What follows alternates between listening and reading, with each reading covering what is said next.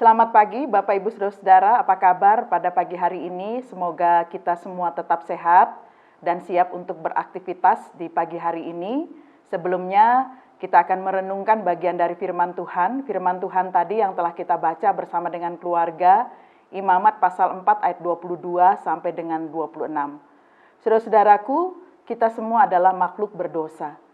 Tidak ada satupun di antara kita yang tidak melakukan dosa. Kita semua telah kehilangan kemuliaan Allah. Dan dosa yang kita lakukan itu telah merusak tatanan kehidupan kita, baik kepada sesama dan juga di hadapan Tuhan.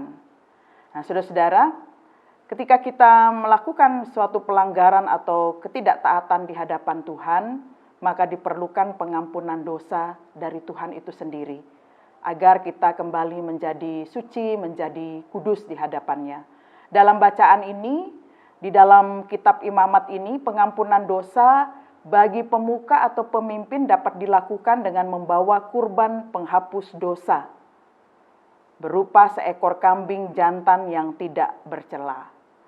Jadi, seorang pemimpin harus melakukannya di hadapan Tuhan, tetapi bukan hanya sebagai pemimpin saja di tengah-tengah masyarakat, tetapi semua orang yang melakukan dosa, dia harus menghadap Tuhan dengan kurban penghapus dosa yang telah diperintahkan oleh Allah kepada umat Israel pada masa lalu. Nah, saudara-saudara, mengapa Allah menuntut kurban penghapus dosa ini? Yang pertama adalah bahwa Allah adalah Allah yang tidak bertoleransi terhadap dosa, tidak berkompromi terhadap dosa, dan Dia tidak ingin kita tercampur di dalam dosa itu. Yang kedua adalah karena keadilannya, maka perbuatan dosa harus diberi hukuman. Hukuman dosa itu ditanggung oleh kurban penghapusan dosa. Dan itulah alasan mengapa umat Israel pada masa lalu mempersembahkan kurban penghapus dosa. Lalu kemudian apa hubungannya dengan kita sebagai umat yang telah ditebus di dalam Yesus Kristus? Firman Tuhan pada hari ini mau menjelaskan kepada kita semua, mau mengingatkan kepada kita semua bahwa dosa yang diperbuat oleh kita, baik sengaja ataupun tidak sengaja, pasti memiliki konsekuensi. Dan konsekuensi itu harus ditanggung. Konsekuensi itu bisa melibatkan orang lain, entah mereka yang meneladani kita, orang-orang lain yang ada di sekitar kita, atau juga mereka yang imannya lemah. Dan kita perlu bertanggung jawab dengan hal ini, dampak-dampak yang telah kita lakukan ketika kita melakukan dosa, konsekuensinya adalah bahwa itu berdampak bagi orang lain yang ada di sekitar kita.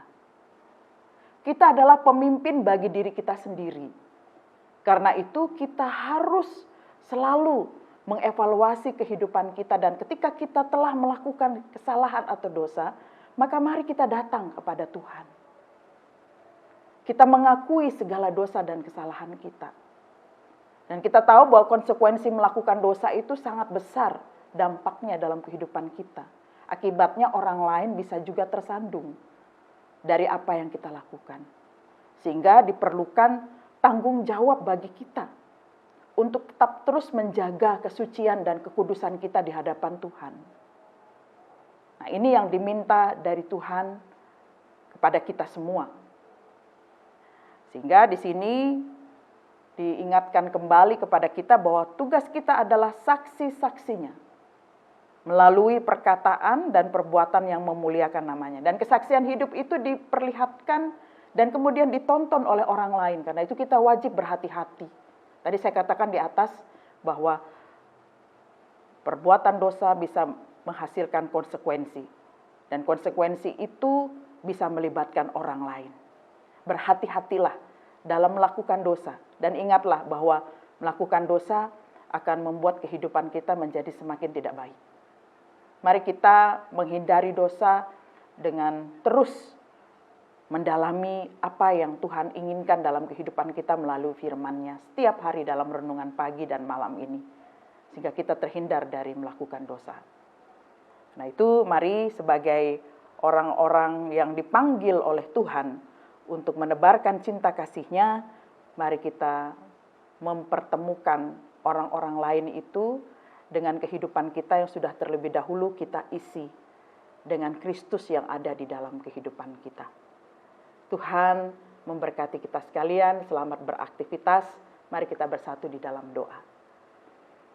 Terima kasih ya Tuhan, kami boleh diingatkan kembali bahwa konsekuensi melakukan dosa pasti melibatkan orang lain dan membuat orang lain tersandung.